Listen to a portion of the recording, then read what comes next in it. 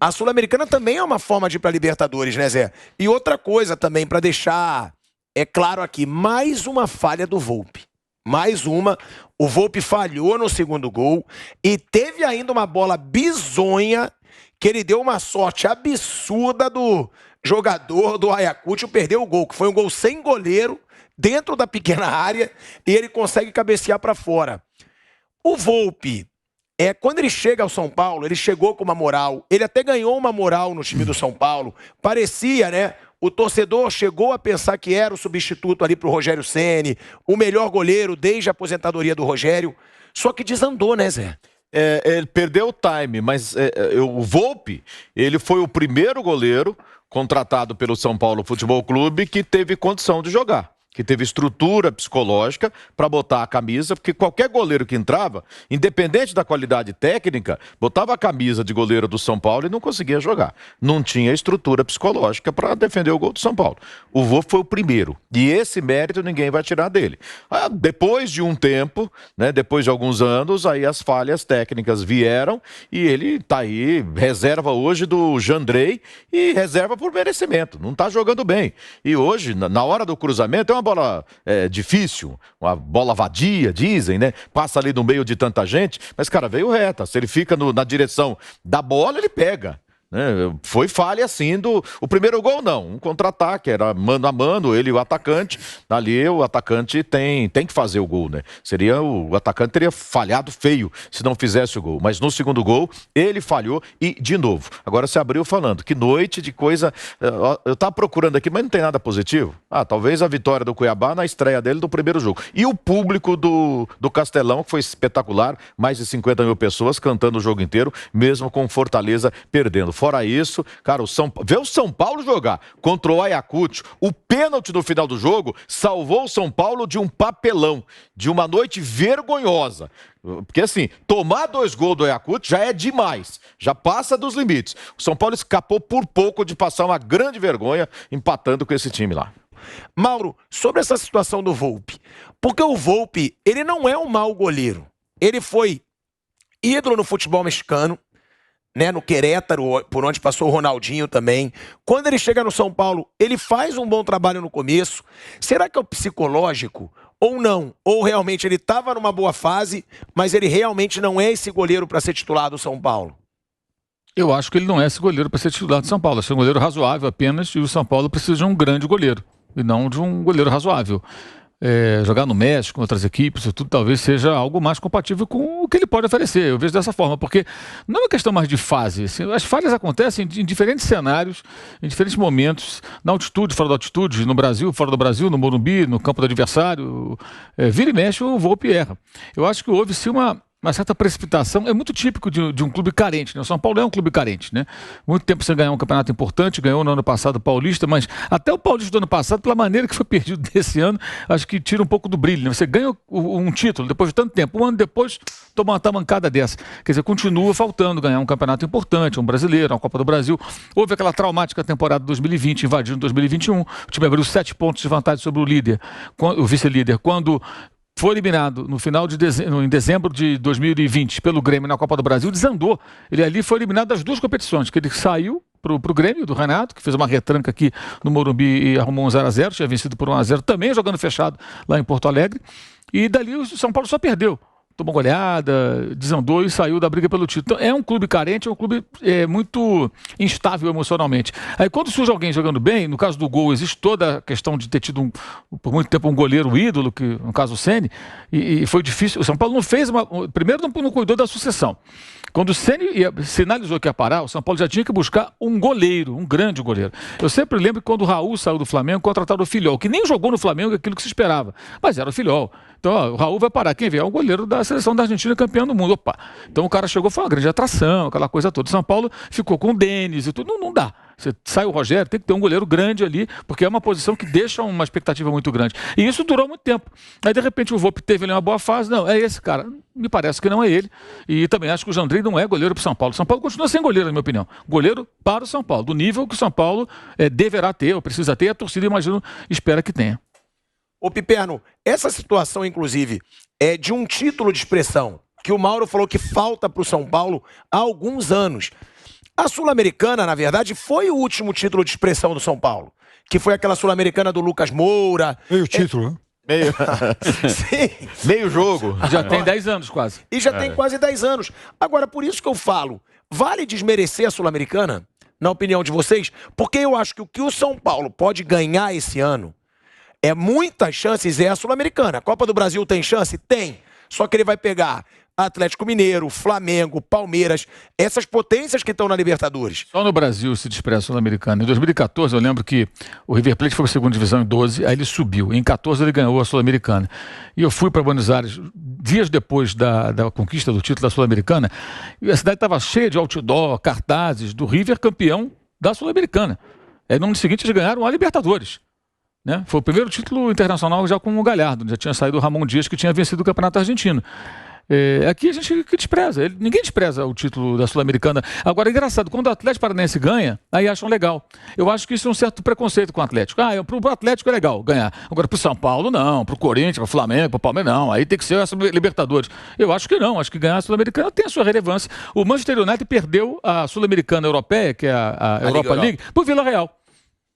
E se tivesse vencido, poxa, seria bom, né? O Solskjaer talvez conseguisse manter o emprego dele, que depois foi demitido.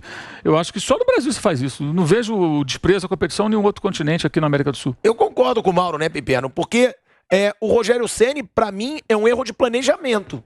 Ele desmerecer a Sul-Americana. Mas será que ele está desmerecendo? Eu acho que bota o time reserva. Eu acho que ele jogou domingo, né? Não, mas ele deixou claro, né, que o grande objetivo do São Paulo... Como é que foi? Como é que foi o brasileiro do ano passado? É a Libertadores pelo Brasileirão. Acho que esse trauma aí, medo de brigar para não cair. Trauma de brigar para não cair no Brasileiro. Começou muito mal e ficou mal o campeonato inteiro, né? E sofreu até o final. Ou ele fez uma avaliação do elenco e do time que tem na mão e falou, se eu entrar nas 3 competições, Sul-Americana, Copa do Brasil e Brasileiro, com o que eu tenho, eu vou correr risco de cair no Campeonato Brasileiro. Então, eu vi um planejamento do São Paulo de ir até não sei aonde na Copa do Brasil, até não sei aonde na Sul-Americana, ninguém falando em disputar título, nem de uma de competição, nem de outra. O Grêmio costumava fazer isso em questões de econômica. Tipo assim, eu não vou colocar para ser campeão para contar com o dinheiro só até ali, mas buscando o título, principalmente nas Copas, né? Mas eu acho que no caso do São Paulo aí, é para focar o brasileiro, para não correr risco de rebaixamento e, claro, com tantas vagas aí à disposição para a Libertadores, lógico que fazendo uma competição razoável de meio de tabela, você tem grande chance de ir para a Libertadores. Eu acho que se passar de fase, e deve passar, acho que aí vai com força total. Que assim, o time jogou muito mal hoje, mas já falou aqui, esse time que jogou hoje era o suficiente para ganhar tranquilo do Ayacucho e se jogar a primeira fase com esse time, claro, jogando minimamente, como esses caras podem jogar. Você passa num grupo com Jorge Wilstermann, Everton e Ayacucho. Com esse time que jogou hoje, dá para passar. Ele jogando um pouco mais próximo do que eles podem. Então, acho que se o São Paulo passar e tiver numa situação no Brasileiro tranquila, sem correr risco lá embaixo, ali naquele bolo de Libertadores, ele vai com tudo para tentar ganhar a Sul-Americana. Lembrando que só passa um, né, Piperno? Só passa um nessa fase. Na Sul-Americana é só o líder do grupo. Agora, o Rogério é um cara muito inteligente. O Rogério, além de ser, enfim, um profissional super experiente no mundo da bola. E, obviamente, ele sabe fazer conta. Então, daqui para o final da temporada, são mais 7 meses. Né? Porque esse ano acaba antes. O São Paulo vai ter que fazer 38 jogos de Campeonato Brasileiro, mais 5 de Sul-Americana no mínimo, já são 43. São Paulo já vai ter pelo menos mais um mata-mata de Copa do Brasil, 45. Aí ele olha para o tamanho do elenco dele e fala, bom, como é que eu vou me resolver com 45 jogos tendo essa galera aqui? Não dá. Então eu acho que cada vez mais a gente vai ver o São Paulo na Sul-Americana, até por conta disso que o Bruno falou, um grupo fraco, arriscar jogar com times, alternativos. Não acho que o São Paulo vai repetir o time reserva inteirinho de novo, mas ele vai poupar jogadores, ele tem que fazer esse rodízio. Talvez ele poupe fora de casa. Né? Por causa do desgaste, pode ser, viagem longa e tal. Mas não é um reserva com cara de... Você pega o sistema defensivo, o Volpi que era titular, a dupla de zaga, na teoria deveria ser essa dupla titular. Mas hoje é reserva. Hoje mas assim, por circunstâncias, porque esses caras mais veteranos aí não conseguem jogar. O Miranda, não é esse ano o Miranda do ano passado, mas na teoria seria o que? Arboleda e Miranda. O Reinaldo era para ser o titular, não está sendo. Aí o Luan... por uma questão até clínica, questão de contusão, mas é um jogador que inicialmente você imaginava que ele ia brigar para ser o titular. Aí no ataque você tem Rigoni, você tem Luciano, o Patrick foi contratado para quê? Não é para ser titular, ou seja, não é um reserva. É um time formado por jogadores que ainda podem ser titulares do São Paulo na temporada. O Patrick até agora, nossa senhora, é que ele, tá bom, machucou logo no início, mas dá a impressão, você vê ele jogar, que assim, ele tá muito fora do... Saiu no intervalo hoje, ele tá muito fora, assim, de forma, de ritmo. Mas enfim, já tava né? numa fase não tão boa no Internacional. Sim, né? sim. O Patrick já não tava na sua melhor forma. Até por isso foi liberado. Sim. Pelo Internacional. O Nicão, que eu acho que pode render bem mais do que ele tá rendendo. Pode. Não tá mal como o Patrick, mas pode render bem melhor, né, Mauro? Pelo que ele jogou no Atlético Paranaense. O Nicão ele está sendo guardado para jogar domingo, né, contra o Atlético Paranaense. Eu entendo que, assim, eu concordo com o Zé. Eu acho que, assim, com esse time, o Bruno também falou isso, dá para ganhar dessas equipes aí nessa fase da Copa Sul-Americana. A questão é que o São Paulo jogou muito mal. E não entendo porque essa atuação é tão ruim, porque são vários jogadores que se conhecem. Eu acho que esse é o ponto. Teve algum ponto positivo, Mauro, do jogo de hoje pro São Paulo? Olha... Difícil, hein? O que você pode elogiar? Primeiro, defensivamente, concedeu vários ataques ao adversário fraquíssimo e tomou 2 gols. Quase fez um gol contra no final do primeiro tempo, bola na trave do próprio Luciano. No segundo tempo, não sofreu mais porque o Ayacucho não conseguia concluir as jogadas. E como o Bruno falou, se tivesse jogado... Era para ser o contrário em Cusco. No segundo tempo, São Paulo ia sentir, obviamente, o desgaste, que é natural que assim seja, e o time local tiraria proveito. Então, a tendência, se fosse esse futebol, era tomar pressão no segundo tempo. Porque aí você não consegue manter o ritmo. Foi o contrário. Os caras estavam na altitude e desceram para Lima. Quer dizer, o Flamengo foi beneficiado por jogar sem público. O São Paulo por jogar sem público e sem altitude como adversária. Que seria e um time mais fraco ainda. O Sporting Cristal já é horroroso que o Flamengo venceu. Imagina o Ayacucho. O futebol peruano. Aliás, o que o Ricardo Gareca consegue de levar o Peru a uma Copa do Mundo. E parece que vai de novo agora. Deve ir, né? Pode ir. Tá na briga na repescagem. É um grande feito. Porque o futebol peruano há muito tempo não tem grandes jogadores. E os times do Peru são fraquíssimos. O Sporting Cristal já fez final de Libertadores. Aí você vê jogando essa semana contra o Flamengo, é um time muito ruim. O último grande jogador peruano é o Guerreiro, né? É o último grande o Guerreiro e o jogador Fafan peruano. eram os 2 jogadores de destaque ali, tinha o Vargas ali, um pouco menos importante, mas eu acho um grande feito porque, de fato, a seleção ainda consegue ser competitiva, mas os times não conseguem fazer nada na América do Sul. Às vezes ficam atrás até de times venezuelanos, e os times bolivianos tiram vantagem da altitude, que nem todos os peruanos têm isso à disposição. Não dá para encontrar nada de positivo, na minha opinião, nessa atuação de São Paulo. Foi uma atuação muito ruim e que, enfim, acho que esse time, se o São Paulo jogar uma partida boa, de quanto pode ganhar desse time do Morumbi? Desse Ayacucho? Dá pra meter uns 4 5 a 0 O time reserva do Grêmio, o ano passado, quando foi lá, fez 6-1. Tava chegando. Quer dizer, e tinha um monte de moleque e tal. 6-1. O time reserva do Grêmio. Reserva do Grêmio. Depois foi eliminado na pré-libertadores. Esse jogo foi pré-libertadores, passou do Ayacucho, pegou o Independente Del Valle e foi eliminado. Perdeu os 2 jogos. Era um Grêmio que já não tava bem. Quer dizer, o Ayacucho foi até a pré-Libertadores, né? Foi. Não dá, né, gente? Não dá pra ter tanta vaga assim. Com 200 times aí. Eles avacalham a própria competição. Isso é um absurdo. Não tem nível, gente. Nível nenhum, nível técnico. Binacional nenhum. jogou os grupos. Pois é, o Binacional. O São Paulo tá perdeu cada vez mais desigual, né? Os times brasileiros estão cada vez mais à frente, tirando o River e às vezes o Boca.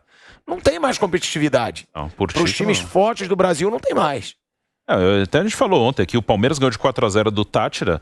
O Táchira, há 10 anos, estreou na Libertadores contra o Corinthians, que foi campeão, e empatou 1-1, com o gol do Ralf nos acréscimos. Então houve alguns times brasileiros se organizaram e tem grana, e tão bem, o Palmeiras, o Flamengo principalmente, e também uma queda ali, né? Distanciou. Eu até falei ontem também, em 2012 empatou com o Corinthians, foi campeão. Em 2011, o campeão Santos também estreou com empate contra o Táchira na Venezuela. E o Palmeiras ontem passeou trocando 6 jogadores da final de domingo.